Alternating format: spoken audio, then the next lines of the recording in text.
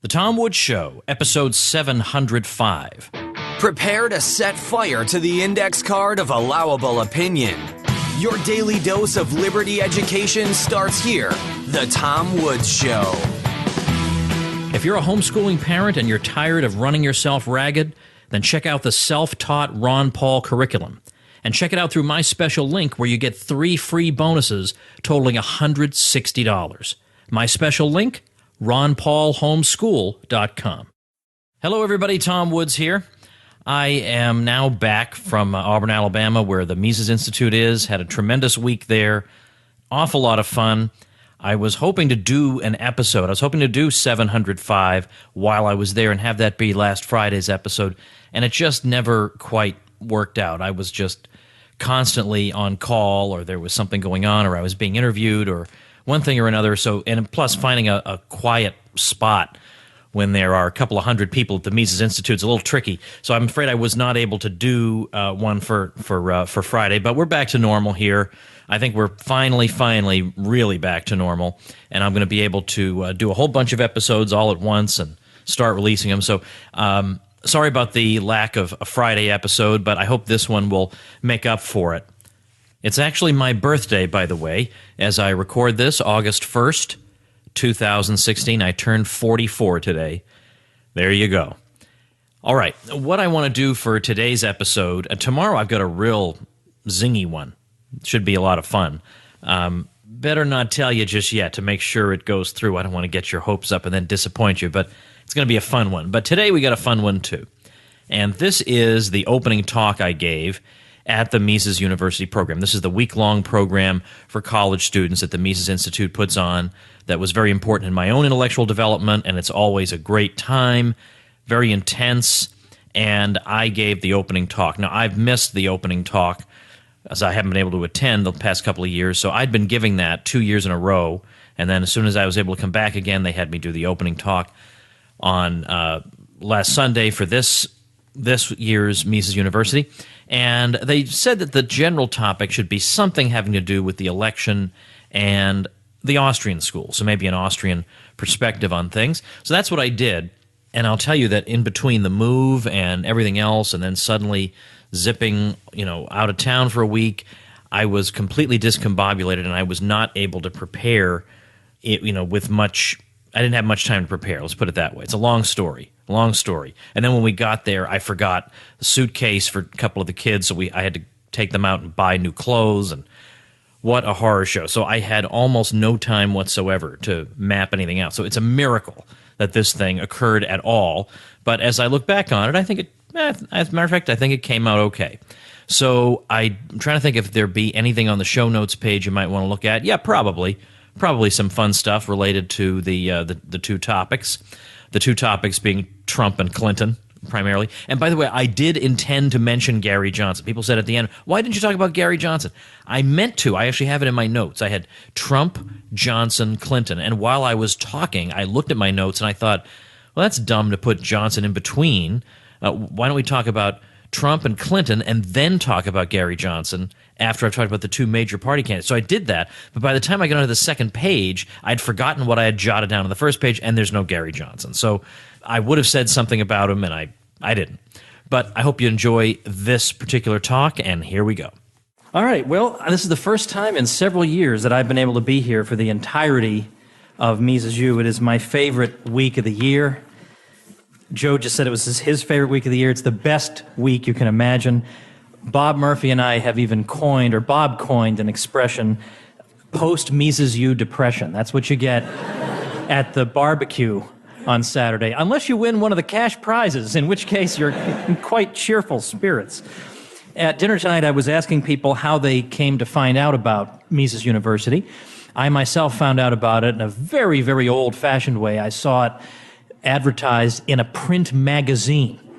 So, obviously I'm an oldster. I read a print magazine and I found out about Mises University. So I had several people tell me that they are students of Professor Per Bieland, who has been a fellow here and has done a lot of work with the Mises Institute. And I found myself saying, it might be nice to have Per on the faculty someday. And then it occurred to me, well, maybe the reason Per isn't here is that Peter Klein really covers his area. Peter's really the expert in that area. So I'm not saying we want an unfortunate accident to occur with Peter, but if it did, we'd have the benefit of hearing from Per Bieland. He's nodding at me. Well, I'm not quite sure if that morbid joke is going to work, but all right, he approves of it. Okay. All right, today I'm going to talk to you about, look, I don't really want to do this, to be honest with you. I think you came here so that you could avoid having to talk about the election, but I'm afraid I am here to throw cold water in your faces. Yes, this is really happening. I do what they tell me to do. They want to talk about the election, doggone it, that's what I'll do. But I'm going to give it, my remarks have a bit of an Austrian spin, as you might expect tonight. And I'll start by making the observation that you probably will hear this week, and no doubt have read if you have done the readings, and that is that Austrian economics is described as being value-free. What that means is that as a science, Austrian economics is not telling you what ought to be done. It does not say, sometimes people will say, what's the Austrian position on minimum wage laws? Or what's the Austrian position on the government budget? Well, there is no Austrian position, per se. The Austrians have a lot to say about the likely consequences of a minimum wage, but as Austrians, they don't say the minimum wage should be X or there should be no minimum wage. But you can draw certain conclusions, certainly, from what Austrian economics tells you, and as a human being, you can reach certain normative conclusions.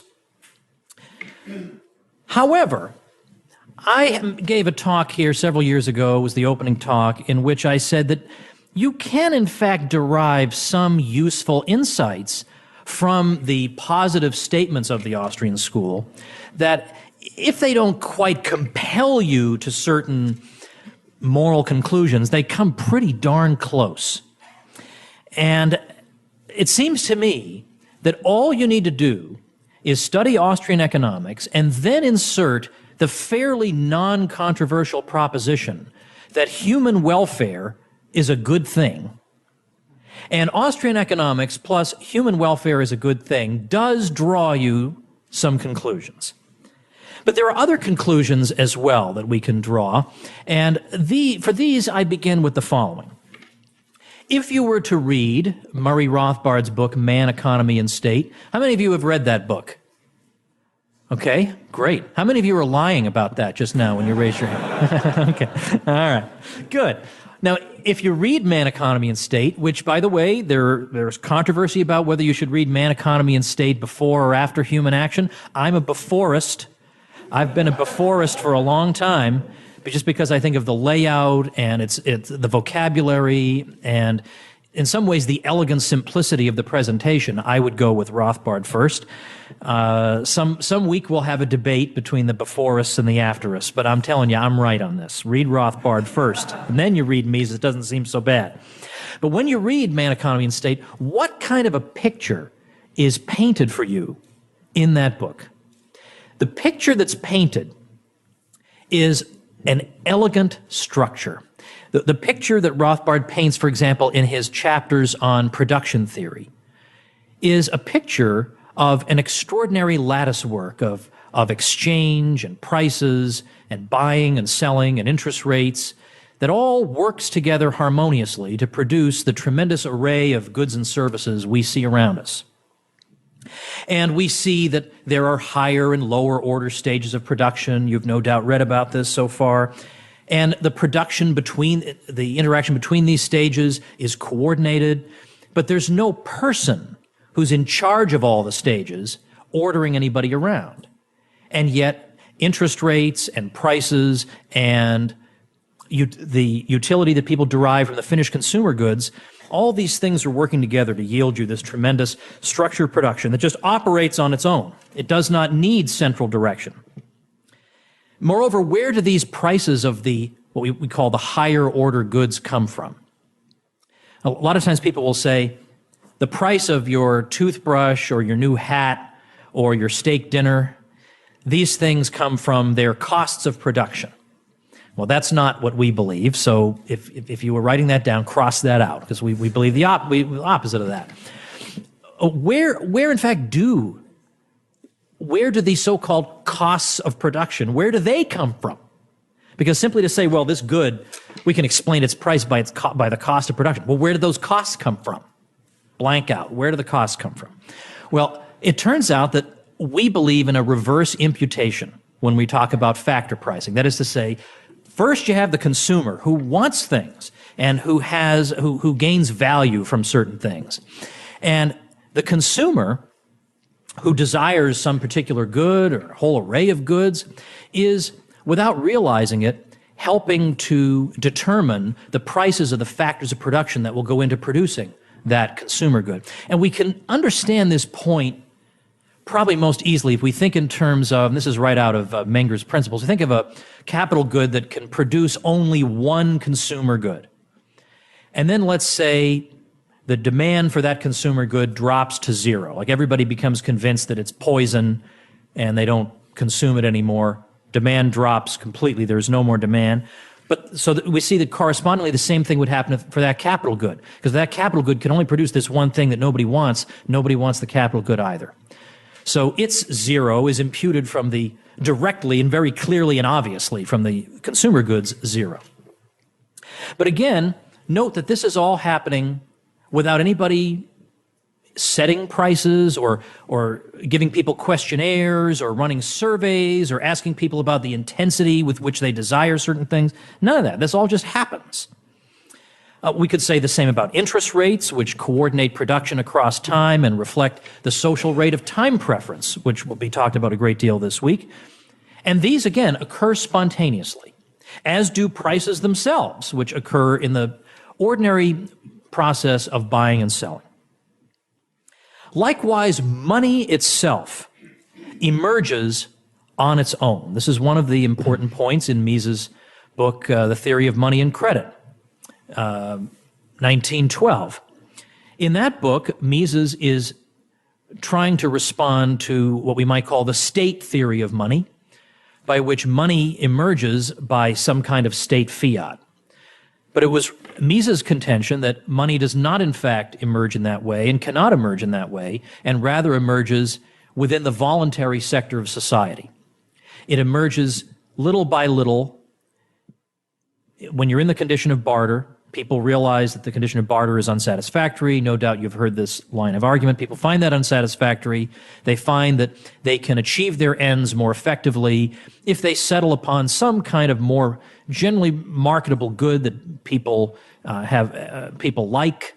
And then people begin to want to acquire this good not because of any direct use they can acquire from it, but rather because of its value to them in exchange. They can use it to get the things that they want. And so little by little, you get a general medium of exchange that is in use throughout the society, and that is known as money. The point here is that money, according to the Misesians, is itself, again, a spontaneous production of peaceful society. It is not the result of coercion, violence. All these things are occurring spontaneously. Even profits. Now, of course, profits first require prices.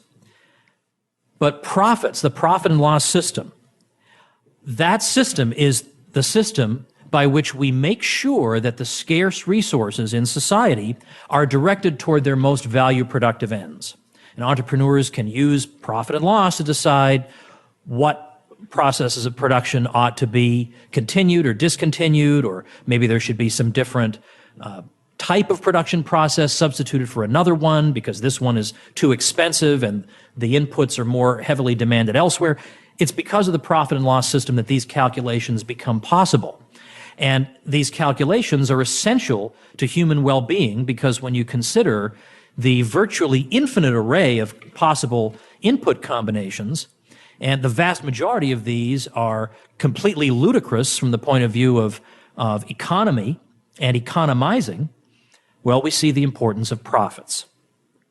Now note, when we think about all this, money, prices, interest rates, the structure of production, and so on, what do they all have in common? They emerge on their own. There is no coercion involved. There is no need for leadership of any kind. These things occur naturally. And this is what I mean when I say that when we look at Austrian economics, even though it does not burst from the page telling us here is an extra economic conclusion that you can draw, nevertheless, it seems to me that it is a very valuable thing to realize that what Rothbard is saying and what Mises is saying is that these essential ingredients of civilized life do not require politics. I think that's a very, very important insight. And it is at no time more important than in an election year. Because in an election year, we are badgered constantly by people who tell us that politics is indispensable to our lives. Oh my goodness gracious, we get political convention speeches, we get yard signs, we get inane slogans, you get your next door neighbor who never shuts up about stupid nonsense he doesn't even understand, and it just goes on and on and on. And now it's gotten to the point where 3 months after the election, they're already talking about, well, who do you think is going to run in 2020? Oh my gosh. Can I have no peace whatsoever? So I want to note the contrast here.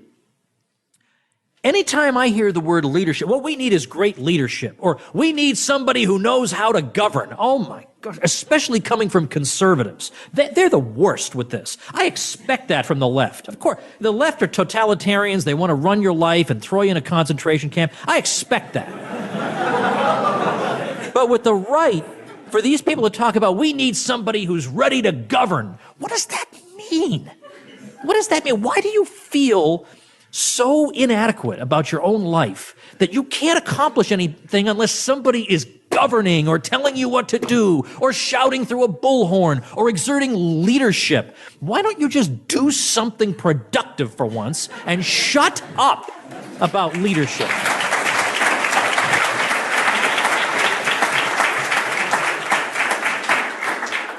Pat told me there'd be a bottle of water for me in case things should heat up. There are about 10 of them down here. Oh, we're just getting going, baby. Now, look, I don't want to mention any real names. I have no choice. I guess I have to. I have to mention some names. So, for example, let's talk, why not? Let's start with the Republicans. Why not? Republicans are fun to talk about. Now, by the way, let's point out, remember what you're going to hear, the fundamental thing you're going to hear over and over and over again, over and over and over and over again, from now until you drop dead, if you keep hanging around with us. It's that exchanges occur in the market only when both parties expect to benefit. Yeah, I know, I'm sorry I had to repeat that. I know you've already heard that. But compare that with politics. Nothing happens in politics that both parties consent to, or they wouldn't have had to do it politically. They could have done it on the market. Oh, good, I'm getting an amen from back there. That's good. So bear that in mind, okay? So, in other words, there is an a priori moral reason that we should want to favor market activity as opposed to political, which always involves grabbing from some and giving to others, or disabling some and enabling others. All right, so we're talking about the Republicans. Well, all right, the Republican nominee, we know it's Donald Trump, so I'll just say it. I watched the acceptance speech that he gave, and it was a long speech. I was thinking to myself, this must be the longest speech I've ever heard. And it turns out it was the longest. But what I found interesting was that it was almost as an afterthought that taxation and regulation were mentioned as bad things. Oh, and by the way, I should mention that if we seize your stuff and, smack you around a bit, that may also be disrupting production. Yes, that's the thing. Why was that? Why did we get 75 seconds of that and 75 minutes of something else? But to me, I think these kind of are sort of important issues. One of the key aspects of the speech seemed to be that if we get inexpensive goods, this is a bad thing. And again, this is another thing that everybody brings up, but it's brought up all the time because it's so darn good. And that is, if you haven't read it, you got to read the Frederick Bastiat Petition of the Candlemakers. Now, I almost want to say how many people haven't read that, but who's going to raise his hand for that? Oh, I haven't read it. I don't want to put people on the spot like that, but just know that I have a funny feeling which ones in here haven't, so get to it, all right? It's great. The Petition of the Candlemakers, of course, is satirical, and in there you have these candlemakers who are petitioning the government for relief because they're saying, look, There's this terrible competitor out there who's totally unfair in his competition. How can we possibly compete with this guy? We're producing light for people. You know how important that is. Where would you be without light, for heaven's sake? And meanwhile, we got this totally unfair competitor who's dumping light on the people for free, and you may know him as the sun. So we propose that people be required to shutter up their windows and keep out this awful, unwanted gift of nature so that they can instead buy candles to light their homes. Now, when it's put that way, you say, well, that would be stupid to expend resources on something that's being given away, for free. So why would we do that? But in some way, that is what every protectionist argument boils down to, every single one. They all boil down to that at some level. Oh my goodness, protect us from the fact that now people's incomes can stretch a lot farther to buy a lot more of the things that they want. I want their incomes not to stretch as much. And by the way, as somebody with 5 children, I can tell you that it is a good thing that you can get, like a toddler pajamas for $5 or $6 now. Instead of $30, we used to be ripped off in the past, and now I'm supposed to be saying, boo-hoo-hoo, I so wish I could get ripped off when I buy baby pajamas, but unfortunately, I have to get a bargain. Why would I think that way? And why would I want to sign a petition? Yep, you're darn right. It would make us better if we imposed a sales tax on baby pajamas. Then we would be richer. That can't be. That can't be. We would not be richer if the government takes more money away from us. That makes us poorer. If I have fewer choices than I had before, that makes me poorer. Now, there are a lot more things that can be said in the free trade debate, certainly. I had Bob and Vox Day on my podcast not too long ago, and they had a debate on free trade, and I want to continue that as soon as Bob becomes available sometime in the year 2021. We'll try and get back to that. But at least, these are some basic thoughts. In other words, the point here is that the argument really is that government is not really the problem. The problem is that consumers have been spending their money in ways that we would rather that they not spend it. So that's the kind of message that's been sent. Now, Ben Shapiro is a conservative writer I don't much care for. The other day, he's all up in arms. Oh, my heavens. Donald Trump is destroying the Republican Party because now, look, we have a party where the nominee barely even mentions the Constitution. He doesn't mention conservatism. He doesn't really talk about the free market. And so what Ben prefers, apparently, is a party where they talk about the Constitution all the time. They talk about the free market all the time. They talk about conservatism all the time. And then they spend all their time violating the Constitution and screwing the free market. That's what he likes. So he'd rather they talk a whole lot about it and then do nothing, as opposed to somebody who's at least honest that he's not going to do anything, man. I slightly prefer the honesty, if you ask me. In a way, it's like what Malcolm X said about the 1964 election.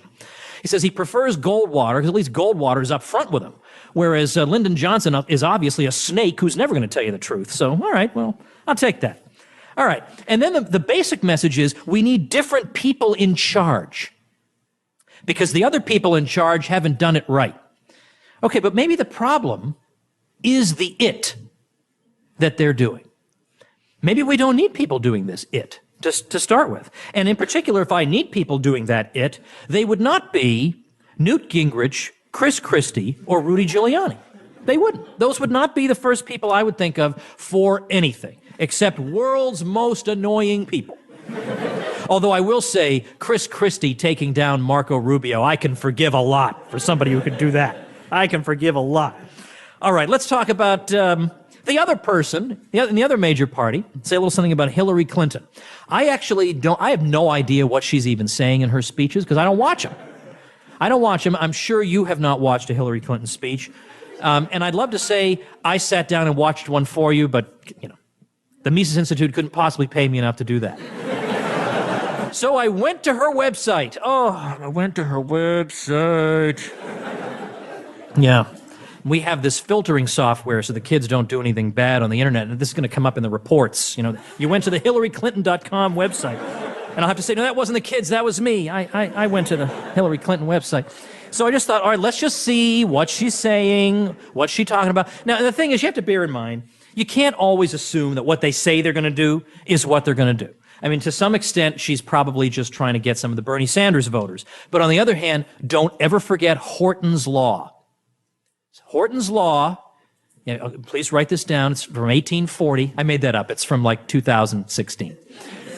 It's my friend Scott Horton, who comes on my show a lot. Horton's Law is that, and I defy you to find an exception to Horton's Law.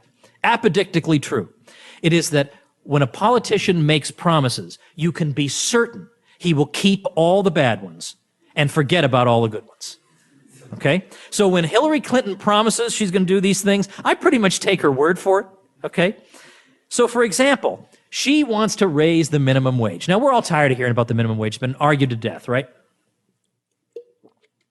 Not me. I could talk about it forever. But I mean, most people, they're tired of hearing about it. And because we've been on the defensive a little bit, we opponents of the minimum wage, because the argument has been, don't you know about all the empirical studies that have shown that the minimum wage doesn't cause job losses? All right. Well, Bob knows all the literature on that. You can badger him the rest of the week about that. I've had him on to talk about it. And just one of the zillion points you can make is that when you're talking to these people who want to raise the minimum wage to $15, that's a more than 100% increase. None of these studies they're citing were dealing with anything like 100% increase in the minimum wage. None.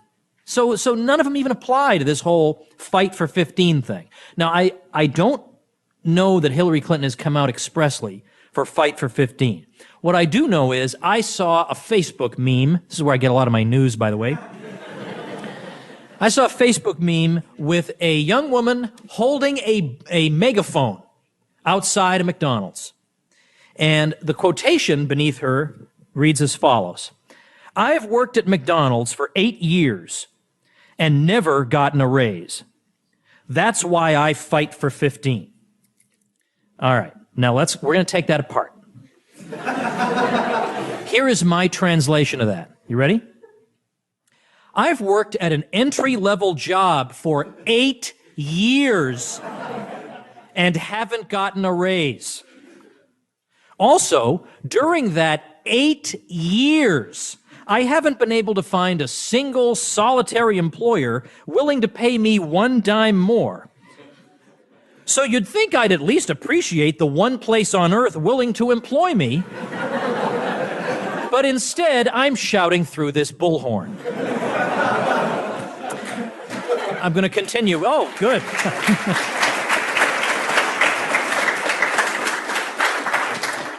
The person continues. A raise is a human right. Therefore, I am calling in the goons who will hold a gun to my employer's head until I get paid $15 an hour, an amount not a single solitary person anywhere on earth has ever been willing to pay me voluntarily. That's why I fight for 15. That's what that really means. And when you think of it that way, suddenly you think, something kind of fishy about this. Okay. Now, with the minimum wage thing, you can go through and talk about how few people actually earn the minimum wage, how unusual it is to be earning the minimum wage for longer than a year, much less 8 years at McDonald's, and you've had 8 years to look for alternative kinds of employment. 8 years, and you live in the age of Udemy, where you can learn an online skill in like a week, and you find nothing. All right, now I'm just riffing. I got to stop this. All right, so she wants to raise the minimum wage. Now, the minimum wage point was amplified, I think, with an additional excellent argument in May at the Mises Institute event in Seattle by good old Walter, who says, look, on the one hand, they tell us we got to send money to all these poor countries. But on the other, why don't we just tell those countries, hey, just raise your minimum wage? Yeah. I put a meme with that on it up on my Facebook page. It got almost 500,000 views because people were sharing that thing like crazy because they realized, yeah, I guess that's right. Yeah, if it were that easy, we would just, yes, that's right. And in fact, when you look at the entire Clinton program, it's all, we want more of this, we want more of that, we want more of that. And so it just suffices to keep demanding and demanding and demanding more of the private sector. So the private sector gets ever narrower and narrower. The demands begin to flower. The base supporting all these demands gets ever narrower and narrower and narrower. That's That's it. I mean, that is where statism takes you. All right, then she says labor unions are essential to a free society. Oh my gosh, is she ringing a bell for a train that's gone 50 years ago? I mean, I don't know if you ring a bell for trains, but it sounded good. I mean, labor unions are dead and gone. They are dead and gone, except in the public sector. But they're dead and gone because you're either going to have international trade or you're going to have labor unions. You're either going to have affordable goods or you're going to have labor unions. Now, look, I can say this as somebody whose father was a Teamster for 15 years. So I guess a Marxist would say I am suffering from false consciousness because I'm supposed to support the labor unions because my father was in one. A pure Marxist, of course, has no patience for labor unions. But the labor union is one of these phantoms of the textbook that is sort of expected to bear a tremendous amount of explanatory power when it comes to explaining, for example, why the American standard of living has been so high in the 20th century, why it must be because of labor unions. The trouble with this is, and I think I have a little bit on this in my 33 Questions book. That book has such a terrible title, I'm not even going to tell you the title. It's so terrible. Just type 33 Questions in Woods and you'll find it. But in there, I talk a little bit about this, and it turns out that in the through the whole 20th century, the whole history of the 20th century, labor unions never got up to more than about a third of the labor force was unionized. So it's a little hard to explain rising wages when only at most a third, and that was only at its peak, of these people were in fact unionized. But by the 1920s, if you look at the United States versus Europe, Europe was much more heavily unionized than the U.S., and yet American wages were higher. Americans were able to get lower hours that they wanted sooner than Europeans were. So there are some factors here. But when we think about what exactly happens with a labor union, you have to think about, here you have, there are two parties in the textbook version of the labor union. There's the employer, and there are union workers. Now, there's a third party that's being left out. Isn't that the truth of all of life, right? The third party being left out. So you have the two parties, the employer and the employee, the union employee. But I'm going to show you about this third group, because the third group kind of is the key to the whole thing, as it turns out. The labor union workers are not knocking on the door and saying, "Dear Mr. Employer, sir, we've humbly assembled a petition of signatures because we believe that conditions and wages ought to be improved." Instead, what happens, or certainly what happened in much of the 20th century when labor unions were more powerful, was that violence would be used and destruction would take place. And if you wanted to go in and say, well, I will accept the terms being offered by this employer, well, you would be beaten up, kicked in the head. We have cases, high-profile late 19th century cases where non-union workers' homes were actually blown up with dynamite.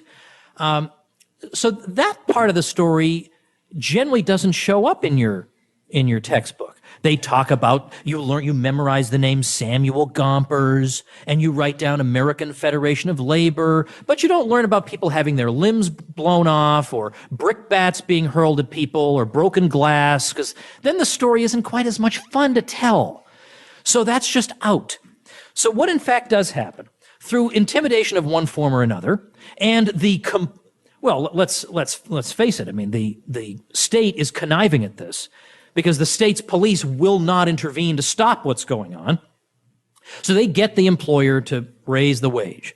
But what does that mean? What do we know about economics, right? They're going to raise the wage. They're going to hire fewer people. That's what the union wants. They want to exclude. They want their people employed and to heck with everybody else. And the everybody else turns out to be that third party I was referring to. What happens to those people? Well, those people are dehumanized because they're called scabs. Scab is like the nice word for them. These people are scabs. And they're even referred to, when your textbook will deign to mention them, sometimes use the term scabs. And you would think they would think that was kind of a dehumanizing word to use to refer to working people. But these working people are to be despised and ridiculed and dismissed. So where do these people go? Well, now they have to, maybe they're just locked out of that industry. They got to go somewhere else. And now here's the key point. First, we have the inefficiency involved that naturally we should be having more people working in this industry, but we don't. But a lot of these people were trained to work in that industry, and now they've been shut out. Because for labor unions to be able to keep the wage that high, they got to exclude people. They got to create an artificial scarcity. So where do the excess go? They go down a level. They go to a level of employment that's less desirable. So you see, when we follow the non-union people, we see, wait a minute, there's another side to this story. So not only are these people in less desirable employment, but now there's a lot of people there pushing wage rates down. But secondly, those people now don't get to use the skills that they trained to learn because they've been excluded from the industry that they belong in. So all that training was a waste. So there's all kinds of dead weight losses. Not to mention the union rules that are in effect that are basically meant to make work as inefficient as possible. Like there'll be a guy who, let's say you got a lecture hall and that lecture hall is unionized. So if you need to turn the cassette tape over in the old days of cassette tapes, you'd have to wait, get the union guy to come in and he would turn the cassette tape over and then leave. I mean, it would bizarre. Multiply that by 50,000. That's what you're dealing with the union work rules. So it turns out this is not good. This is not actually good. That the way wages rise is the opposite of this. Wages rose in the U.S., despite the fact that the U.S. was very, very little unionized compared to other countries. Wages rise because profits are invested in capital goods, which mean that you can be more physically productive in your economy, and the greater physical production puts downward pressure on prices, and then the workers' paycheck can go farther. That's what does it. Again, it just happens. It happens through the natural, orderly development of society and the economy. You don't actually need the goons, it turns out. Isn't that great? You'd think people would be happy about this. Society can be run without the initiation of violence. You'd think people would be happy about this. And then when you try to tell them, it's like you're telling them we're going to rip the hearts out of cats just for fun. You would think people would be delighted to hear this. I didn't realize we could run society this way. And the funny thing is they're not. They're not delighted that way. Oh, but my favorite Clinton policy. Oh, my favorite. Even though it's not front and center, it's my favorite because we're so right on this, and she is so wrong, and yet we make no progress whatsoever. And for some reason, something about that just gets to me. So it's the gender pay gap. I've lost track of which one of these bottles I'm drinking in. So I think what I'll do is I'll just take one swig out of each of the 10. So that all right. We all know this, right? Men earn more than women. And that is true. In the aggregate, men earn more than women. Then we get this leap. And now Bernie Sanders believed this. Hillary Clinton believes this. Ivanka Trump apparently believes this too. and the thing is, the funny thing is, she got the basic insight as to why it's there. And she said it in the speech and didn't penetrate. Wait a minute, maybe that's why there's a gap. I'll get to that in a minute. I'll tell you where the gap is with some of these people. All right, so it's that men earn more than women. And then they draw this, they take this leap and they say, men earn more than women, and women earn less than men do for doing the same work. Now wait a minute, that is not the same thing. To say women earn less than men is not the same thing as saying women earn less than men for doing the same work. That was dealt with in the Equal Pay Act of 1963. That's already covered. So what are they talking about? So they're looking in the aggregate. They say, well, here's a big pile of money earned by men. Here's a pile of money earned by women. The women pile is smaller, so something sinister is going on. All right. Well, I am now going to tell you the real truth of what's going on. And here's what I love about that. Well, you know what? I'm not going to tell you. I'm going to keep the punchline a secret just for one more second. Here's a fact about the gender pay gap that's going to lead into my punchline. It turns out that these jerks who promote this thing are not even bothering to measure the simple issue of number of hours worked by men and women. Now you think, oh no, surely, Woods, they must be factoring in that men work more hours than women. They are not. Here's in fact what they're doing. They're saying, oh, we are factoring that in because we're only comparing full-time workers. Yeah, okay. Here's the old full-time worker sleight of hand. Well, look, baby, I'm like Penn and Teller up here when it comes to that kind of sleight of hand, okay? It turns out that the Labor Department thinks of full-time work as 35 plus hours a week. All right. So anybody working at least 35 hours is considered full-time. But some people work 40. So how many hours are men and women working? That's the question. How many hours are full-time men working versus full-time women? Because as long as they're 35 and over, it's considered full-time. Well, it turns out 12% of women are working just between 35 and 39 hours. Only 5% of men work so few hours. Well, how many men and women are working 40 plus hours? 26% of men work 40 plus hours. 14% of women work 40 plus hours. Well, when you factor that in, the pay gap goes down from 23 cents on the dollar to 12, with just that one adjustment for honesty. Now, the punchline. Guess which prominent institution in American society also has a 12 percentage point wage gap? The Obama White House. Oh, how about that? So they asked poor Jay Carney, Jay, you guys are going to go around persecuting. Well, they probably didn't start it this way. That's how I would have started the question. You guys are going to go around persecuting private businesses for having a 12% pay gap, and you guys have a 12% pay gap between men and women. How do you account for that? Answer? Well, you see, men and women have different jobs here in the White House.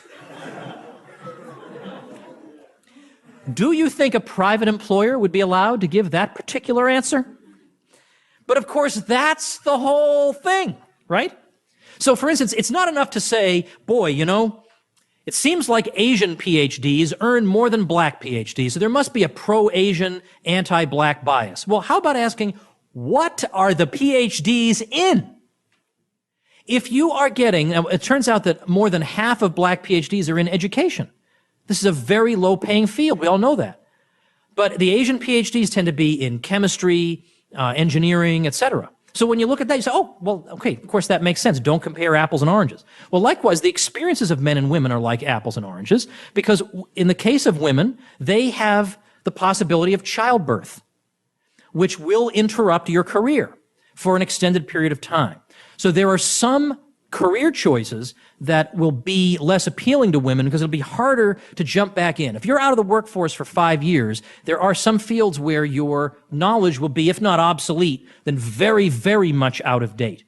And those things are ruled out. Whereas on the other hand, if you're caring for children, you're more likely to think that the more flexible and school-friendly schedules of, for example, a school teacher or a secretary are appealing. So it's not like women are drawn to these fields by some kind of a giant magnet. It's because they work with the life circumstances that they find themselves in.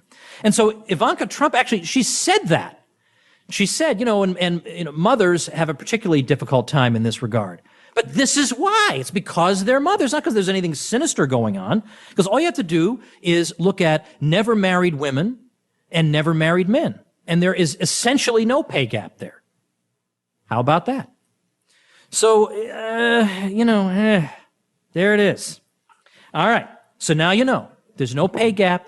There's a whole lot of crap. Don't believe it. Okay? All right. How about the Federal Reserve? What do you think Hillary thinks about the Federal Reserve? I'm not even going to dignify that with an answer. Okay? We're not even going to cover what Hillary thinks about the Federal Reserve. I refuse to sully this podium in that way. I will tell you that there have been times when I've thought that Trump had his finger on this, that he would say that the Fed is pumping up financial bubbles. And I'd say that is great that somebody in public life is saying that. And then on the other hand, he'll say, I think the Fed should continue its low interest rate policy. Oh, but you see, those are the same thing, right? The same thing. All right. So I've done with the Fed. But how about, can you believe on her website, you'll never guess, income inequality is on there. Now, I mean, you could make jokes about her speaking fees and blah, blah, blah and all that. I'm not going to go that route because, I'd be thrilled if I had that speaking fee. No. What we're going to talk about instead is a few relevant considerations on the subject of income inequality. Now, I have a little bit on this. I put together a little ebook on Bernie Sanders. because his people on Facebook were driving me crazy, and I thought, yeah, I remember when we Ron Paul people used to do that to people on Facebook, but that was different because we were right and they're wrong. But so anyway, I put together a Tom DiLorenzo has an essay in it, Bob Murphy has an essay in it, a few other people here have essays in it, and I just thought, let's just be blunt. I called this ebook "Bernie Sanders is Wrong." Yeah. So now that Bernie is kind of off the stage, my free ebook is having a fire sale. So if you want it, these arguments are probably going to come up again. I have a funny feeling.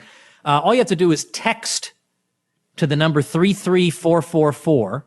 Just dial 33444 and text the name Bernie, and I send you that book. Well, not me, of course, some robot somewhere. Yay for our robot overlords. Okay. So texting Bernie to 33444 get to that book. But even though you're going to get that book, don't read it right now because I'm going to tell you what's in it. Okay, so don't read it right now. Read it later. But on the income inequality thing, we could talk about statistics. That's true. I could sit here and tell you that over the course of their lives, 56% of Americans at one time or another are in the top 10% of income earners in the U.S. Now, I dare say that is more mobility than we had in, European history, let's say 300 years ago, 500 years ago, ever, probably, right? Very, very unlikely that a serf really rose that high, or almost anybody, right? So that's just one fact. How about when you look at these studies that actually trace actual people? Usually you have studies that look at the bottom 20% here and the bottom 20% here, but they're different people. They're not different people.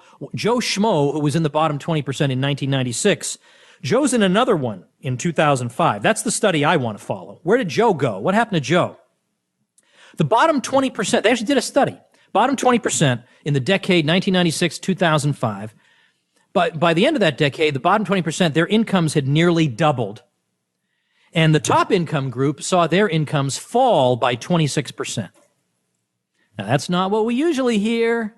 No, it's not. But that's the truth. And Bob and I, on Contra Krugman podcast, we did a whole episode on income inequality. So you can find that. It's contrakrugman.com. Anyway, you can also look at just overall conditions of the poor.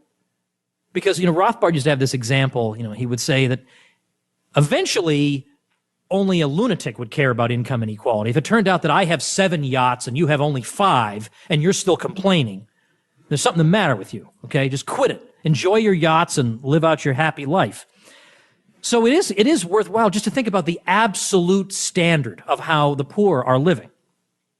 So the bottom 10% in the least capitalistic countries are earning something like barely $1,000 a year.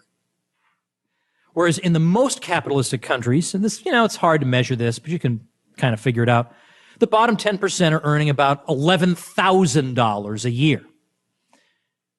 That's 11-time difference. That's something, right? That's the and it turns out, by the way, there's actually, if you measure income inequality using the Gini coefficient, there is less inequality in the most economically free countries than there is in the least economically free. I got a whole bunch of these, but you know what? To heck with them, because you can read them, you can find them, you can listen to the podcast. To me, what matters really is the overall improvement in the standard of living. It's been so extraordinary that the fact that you could sit up and say, well, that guy's getting richer just a little bit too fast for my taste, is just it's just a lack of gratitude on a scale I can hardly imagine. So I'm going to give you this example. I got this from Deirdre McCloskey, who says that in Burgundy, as recently as the 1840s, if you look at the men who worked in the vineyards, after the crop was in the autumn, they would go to bed and stay sleeping. They would, in effect, hibernate, all huddled up together to preserve their warmth during the winter, because they could not afford the heat and they could not afford the food they'd have to consume if they got up and expended energy. That's the real human face of what we're talking about. That's gone, basically, for all intents and purposes. That's what we're talking about. These people now have luxuries people could not even have imagined. Could not even have imagined. In fact, sometimes when you watch The Twilight Zone and you look at what they consider to be futuristic, it's so clunky and stupid, you're laughing at them. They couldn't even have imagined what we have now. And there are people who scoff at that, and they say, oh, material things. Tell that to those people. I think, or, money can't buy you happiness. I bet it could have bought those people a little bit of happiness. Yeah. If you're telling me it doesn't buy happiness, then you go to Burgundy and sleep through the winter, you jerk. I'm sorry. I'm in the middle of moving, and I am in a foul mood, people. Around 1800, the world income in modern terms was about $3 a day. And I mean, that's like $3 in your wallet right now. And you have to imagine how you would divide that up among all your needs. And then think, how could you live a life of spiritual and intellectual fulfillment under those conditions? If you were lucky to survive at all. Are you going to be able to go join a local book club? Are you going to become an expert chess player? How is that possible? That's a miserable existence. Don't tell me material things don't matter. That is a miserable existence. Now, that number is $33 a day, even when you include the most backward countries. And by backward countries, of course, I mean backward governments. $33 a day, an 11-fold increase. Wouldn't you think an 11-fold increase, the likes of which we've never seen, and by the way, in the major industrialized countries, it's more like $100 a day, and now you think to yourself, yeah, I could, if the chips were down, I could survive on $33 a day. I could. I could survive on $100 a day. Plenty of people do. With that kind of unprecedented change, the fact that you could even think about income inequality, it just boggles my mind. Now, yes, I know, if the super rich people got that way because of the Fed or the government, then yeah, that's right. Take it all away. I agree. You're right. The point is, be happy with what you have, I mean, who's that singer who, she used to be married to that steroid bicycle guy? Sheryl Crow. Doesn't she have a song where she says you gotta want what you have, or some kind of thing like that? Something like that. I don't know. I don't listen to your youngster music. Actually, that's already oldster music now, isn't it? That's when you know it's time to wrap up. Well, the Marxists say that the market pits classes against each other. But obviously, the state pits classes against each other. In the market, we have all these voluntary interactions, and in the state, we have coercion and hangmen and everything else that Mises described. The International Division of Labor is the greatest assembly of human cooperation ever seen in history. Now, what are we up against? We who believe that society seems to just work. It can just work. All the major ingredients just work. Well, let's see. We're only up against the whole world, by my reckoning.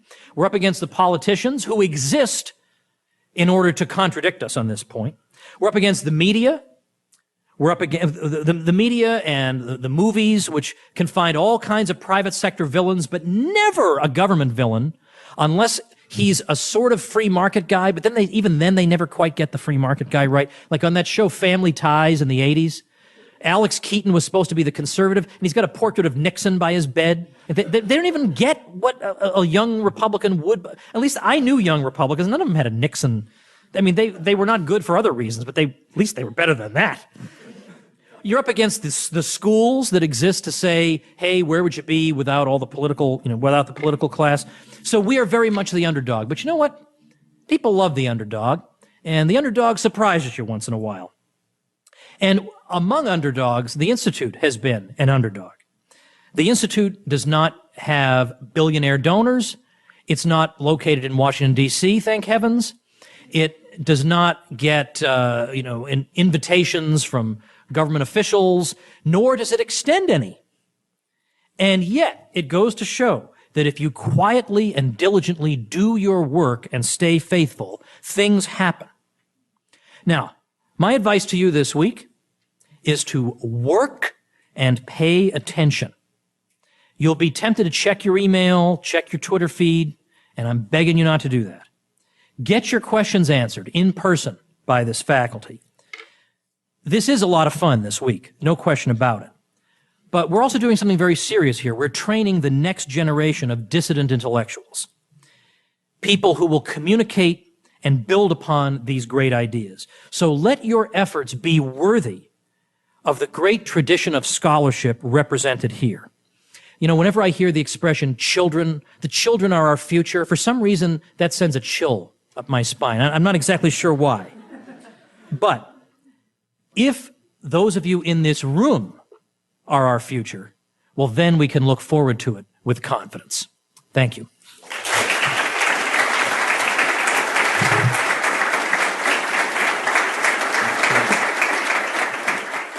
All right, a couple of quick things. First is I'm going to try to finagle, now that I'm getting settled in the new house and things should be settling down in the coming weeks, I'm going to try to finagle a couple of debates here. I've got at least one or two in mind. Now I just have to get the people to participate. I wanted Sheldon Richman in one of them, and he's too busy to do it, and that makes me sad because he was my top pick for one of them. But we're going to see what happens. I got a note out to Ed Stringham for another one. I think these could be fun, so I'm going to be doing more debates. Then secondly, remember, it's August 1st, 2016, as I'm talking to you right now. We're gearing up for the back-to-school part of the year here, and I always get these notifications in advance before the general public does.